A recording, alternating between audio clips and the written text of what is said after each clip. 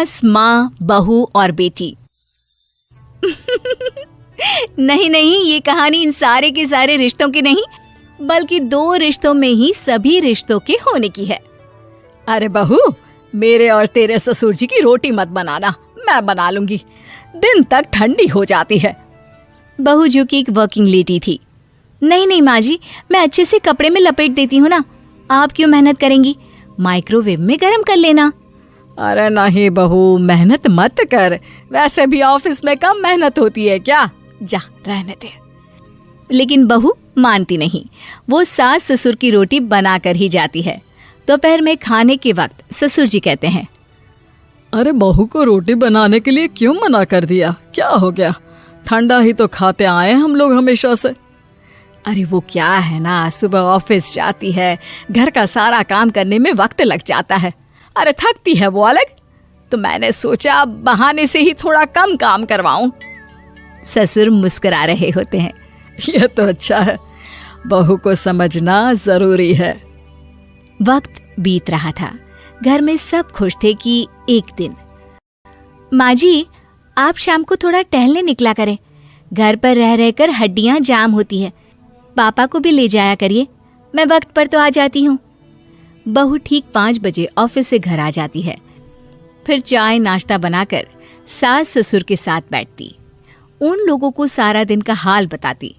रात को पति घर आता है। क्या बात है बेटा, ऑफिस से आकर कभी हम लोगों के साथ भी बैठा कर। अरे माँ, दिन रात काम करके मन ही नहीं करता, अगले दिन की फिर तैयारी होती है, आप और पापा ही कमरे में आ जाओ। इससे अच्छी तो बहू है, कितना भी थकी रहे, घर आकर हम लोगों के लिए चाय नाश्ता बनाना, फिर बातें करना।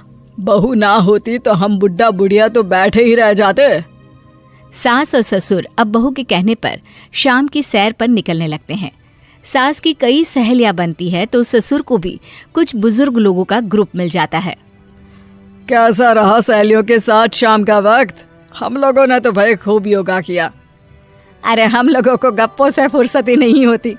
वैसे मिसेस मल्होत्रा आज बहू के बारे में कुछ बोल रही थी। तभी वहां ऑफिस से बहू आ जाती है जो जींस और टॉप में होती है। क्या बात है माँ, क्या कह रही थी आपकी सहेली आपकी बहू के लिए? सास इस बार बहू को कुछ अलग तरीके से देखती है और उल्टा सवाल ही दाग देती है। क्या कह रही थी वो हटा, ये बता, तेरे ऑफिस में तो मर्द भी काम करते होंगे ना? बहू जो अब तक मजाक कर रही थी वो सीरियस हो जाती है। मर्द होंगे नहीं माँ जी, मर्द ही ज्यादा हैं, हम 5 ही लड़कियां हैं ऑफिस में। अरे तो अच्छा लगता है क्या ऐसे कपड़े पहनती हो? कल से तुम ना साड़ी पहनकर ऑफिस जाना, और हाँ, शाम का नाश्ता थोड़ा जल्दी बनाया करो, नाश्ता बनाकर बाद में ही ऑफिस के कपड़े चेंज करने जाना। बहू को समझ में नहीं आता कि सास को हो क्या गया है, लेकिन वो कुछ नहीं कहती, सीधे किचन में जाकर चाय नाश्ता बनाती है और सास ससुर को दे देती है। अगले रोज बहू ऑफिस के लिए तैयार होती है तो खूब सुंदर सी साड़ी पहनती है और ऑफिस के लिए निकलने से पहले सास और ससुर के पैर छूती है और निकल जाती है। क्या बात है, आज मेधा के ऑफिस में लग रहा है कोई फंक्शन है। अच्छा, पता नहीं, मुझे तो बताया नहीं, वैसे तो सारी बात करती रहती है। अरे देखा नहीं कैसे साड़ी पहनकर जा रही थी? अरे वो तो मैंने ही बोला है उसे। अरे अच्छा लगता है क्या रोज रोज ऐसे सूट या जींस में जाना? बहू हो, बहू बनकर रहो, और आप भी ना मेधा मेधा मत किया करिए, बहू बोला करिए, सर पर चढ़ जाएगी तो दिक्कत हो जाएगी। सास अब बहू को बहू जैसा रखने लगती है, हर बात पर रोका टोकी, हर बात पर ताने। क्या बात है, आजकल लेट आ रही हो ऑफिस से? अरे चाय के लिए भी देर हो जाती है, हम लोग फिर पार्क में भी देर से पहुंचते हैं। सभी की बहुएं वक्त से चाय नाश्ता करा देती है अपने सास ससुर को, बस एक तू ही है जो उस वक्त ऑफिस से निकलती है।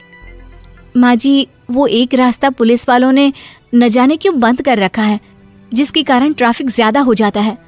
मैं कोशिश करूंगी कल वक्त से पहले ही निकल जाऊं। ससुर देख रहे होते हैं कि बहू अब परेशान सी रहने लगी है। एक रोज, मेधा, बेटी मेधा। जी पिताजी। बेटा देख जरा कौन सी टी शर्ट अच्छी लग रही है। वो क्या है ना, शाम को सब बदल बदल कर टी शर्ट पहनते हैं, मैं भी सोच रहा हूँ कि आज कुछ अच्छा सा पहन कर जाऊं। हाँ पिताजी, ये सही है। ये लाल वाली ना बहुत जचेगी आप पर। मेरे पापा पर भी डार्क रंग बहुत जचता है। क्या चल रहा है? अरे ससुर के सामने घूंघट तो छोड़ो, ऊपर से रंग बताया जा रहा है टी शर्ट का। अरे बहू, कोई संस्कार दिए नहीं है क्या तेरी माँ ने? बहू इस बार बहुत निराश हो जाती है। वो वहां से तुरंत अपने कमरे में चली जाती है।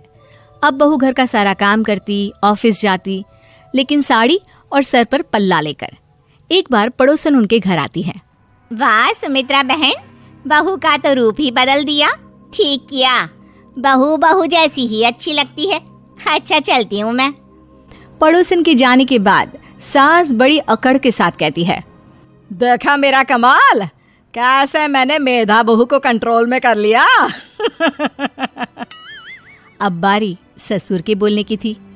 हाँ सुमित्रा, बिल्कुल ये काम तो किया है तुमने, लेकिन कभी सोचा क्या खो दिया?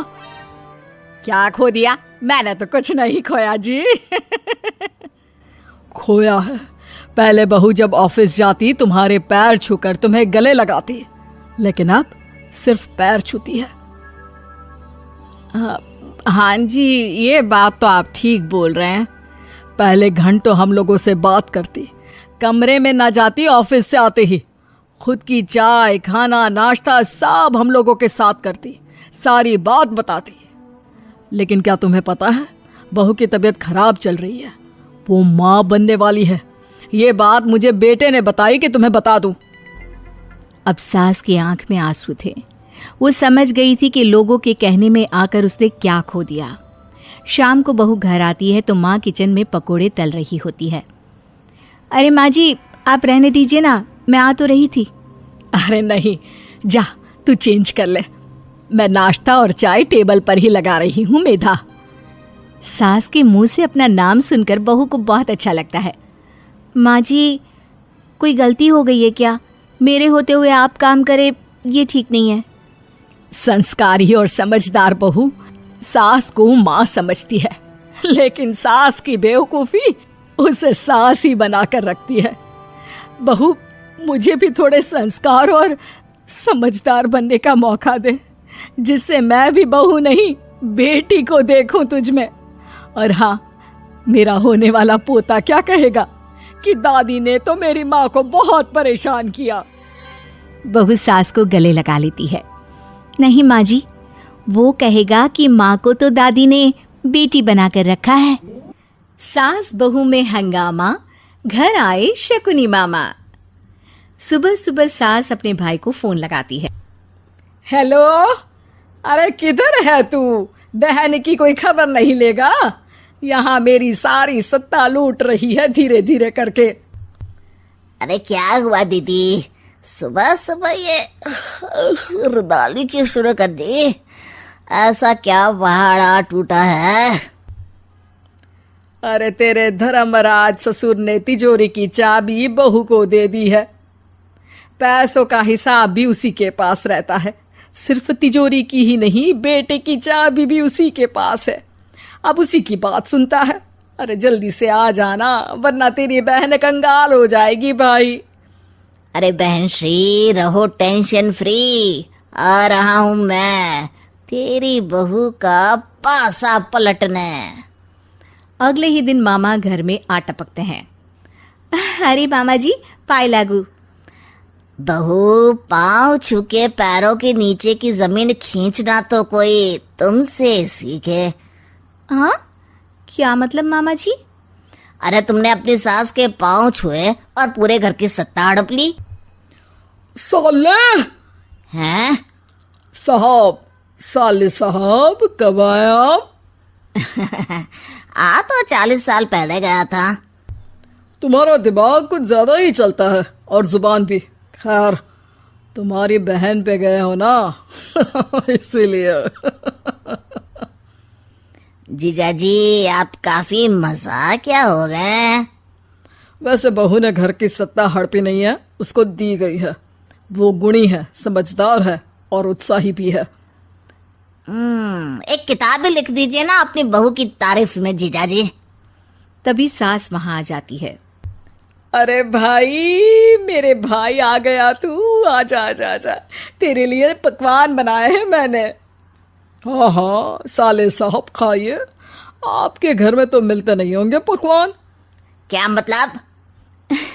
मतलब आपके घर में आपकी बहन थोड़ी ना रहती है, उनके हाथ के पकवान थोड़ी ना मिलते होंगे, यही कह रहे थे ना ससुर जी? हाँ बहू, यही कह रहा था मैं।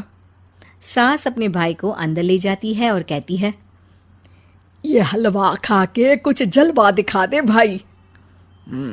लूडो। अरे हाँ हाँ, लूडो भी खेल लेना। पहले बहू के हाथ से सत्ता लेने की कोई तरकीब ढूंढो।